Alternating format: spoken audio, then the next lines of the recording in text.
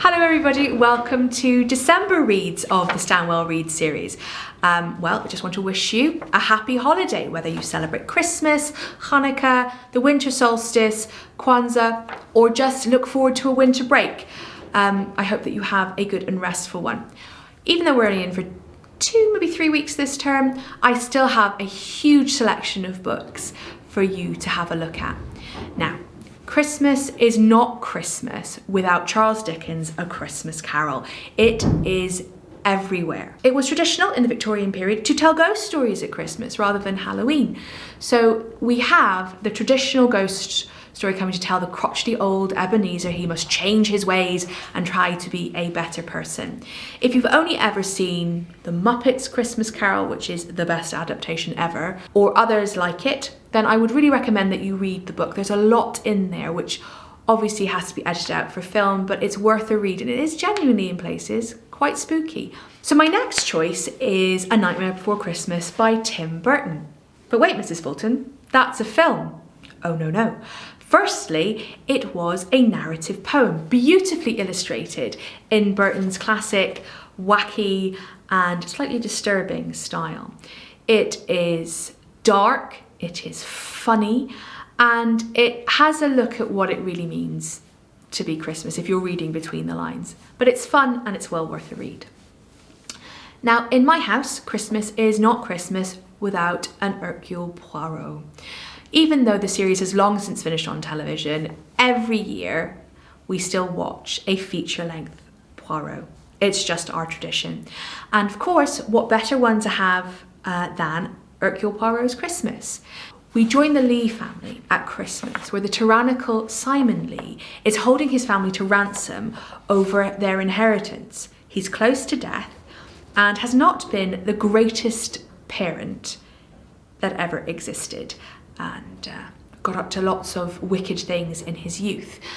The family are gathered downstairs where they hear an almighty crash and a scream unlike anything ever has been heard before, and they run up to his office and his door is locked, but he is dead on the floor, and it is up to our Belgian detectives and the little grey cells to discover what has really happened.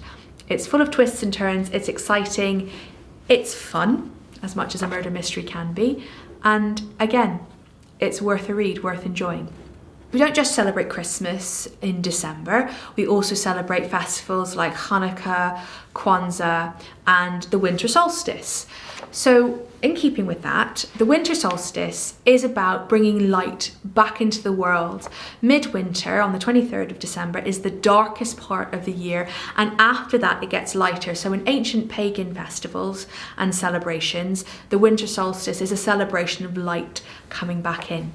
And the novel that I've chosen for that is called Winter Solstice, which follows 2 people who have been tragically harmed in one way or another, and they come together to help support this poor, lost, bedraggled teenage girl and try to start anew, bringing light back into their lives. My next choice is Herschel and the Hanukkah Goblins. So here we have in the traditional Jewish style, a folk hero on a long journey, and he comes to a village on the first night of Hanukkah, expecting there to be latkes and warmth and merriment as they celebrate the first of the 8 nights. But when he arrives in the village, not a single menorah is lit, there's not a single candle, nobody's about, because the village has been overtaken by goblins who are determined to quench the light. In equal measures, frightening and funny. If that's something you've not read before, I would thoroughly recommend it. My final choice for this festive season is Kwanzaa folk tales. Kwanzaa is an American African celebration which was established in reaction to the commercialization of Christmas.